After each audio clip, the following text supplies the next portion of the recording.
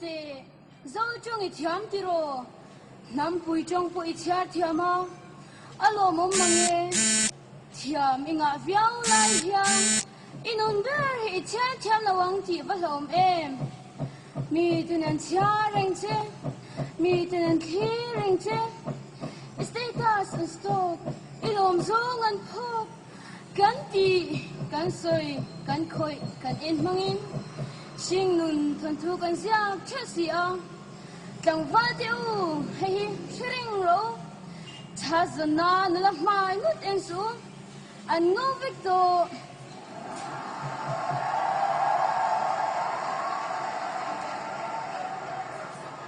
an zo ke cha en zo kang chau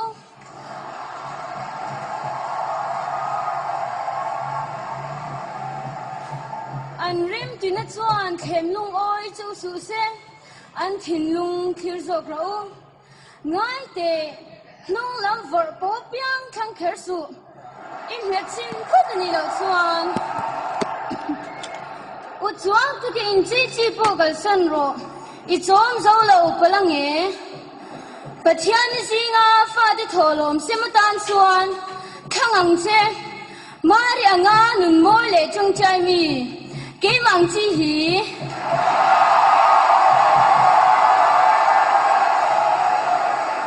hey ro sharing la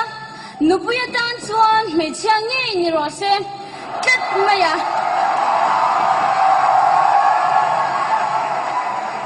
tun lai nu la chuan chung te tel lawa chi ken dinner e pu te hi nam pasal chan ti velawa khan la dra thau man lo tang va te hi pasalatan an ye deuh tlat nia thogrim si lawa meng rim swal sim si lawa fel sim legend anti lo nu le pa te chom hlomin pathian om karing lo I lo ti palange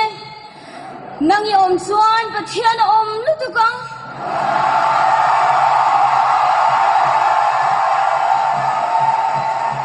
zong te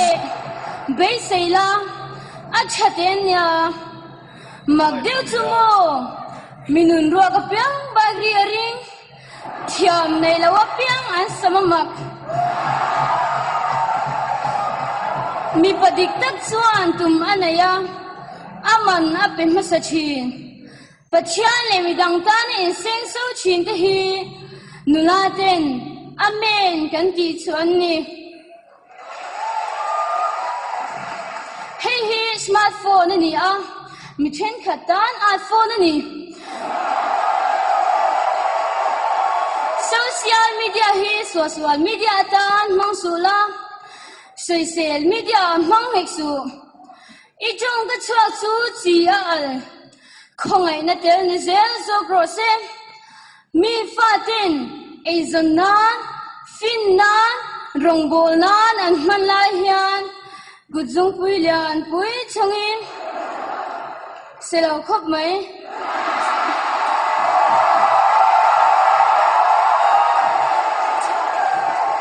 du tot se tinan chau I mang bi ka nge Hindu Muslim le pathian om ring lo te ne na kanom khom na huna hian nang chuan chan chin chashil tulam na lo thok te che hei po hi sil ka du che likers idan zong zong hian an like her lo cha comment don tam ta khian committee pui acha kher lo che thom no in bel tlem po le ida hlau zia mi in an hu a photo editor iman thiam viau lai hian mai thing hong I vuati an hei lo nia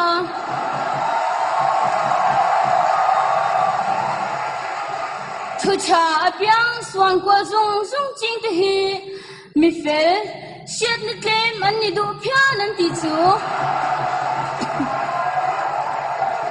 thogrim de khovela hian mi faten thei to pan chu a malam hun thira athim avar thulwa tumru na chu chanan nei lain nangin nilein ka ngai che zan khwain ka vei che eng tin ne ni don ti vel mai mai anun im han chuan mo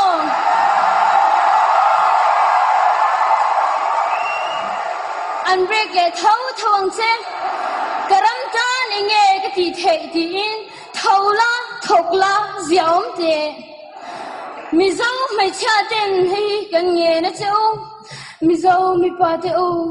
fam ro lungwa la in yam tam talwa e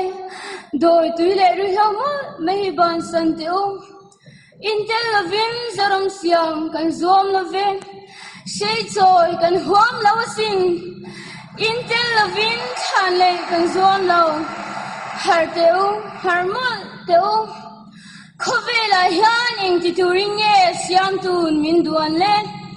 rong bol turin mo le thil thati atan siam kan ni ram tina cross tina hu hi lo thang ha se chu ta kan ni siam lo dan siam nga ya tam sin ho te u idin thar le ti ta kang u siam lo dan om chu tuai ang om na